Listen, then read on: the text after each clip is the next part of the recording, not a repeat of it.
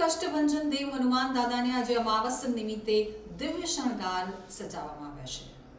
સ્વામિનારાયણ મંદિર વડતાલધામ સંચાલિત સુપ્રસિદ્ધ યાત્રાધામ સાળંગપુર ધામ શ્રી કષ્ટભંજન દેવ હનુમાનજી મંદિર ખાતે પરમ પૂજ્ય શાસ્ત્રી સ્વામી હરિપ્રકાશ દાસજીની પ્રેરણાથી તેમજ કોઠારી વિવેક સાગર દાસજી સ્વામીના માર્ગદર્શનથી અમાસ નિમિત્તે 29 જાન્યુઆરી 2025 અને બુધવારના રોજ શ્રી કષ્ટભંજન દેવ દાદાને દિવ્ય શણગાર ધરાવી દાદાના સવારે 5:45 કલાકે શણગાર આરતી પૂજારી સ્વામી દ્વારા કરવામાં આવી હતી.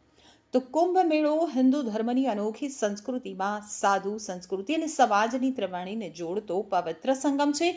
દર 12 વર્ષે 4 સ્થળો પ્રયાગરાજ, હરિદ્વાર, ઉજ્જૈન અને નાસિકમાં કુંભ મેળો યોજાય છે.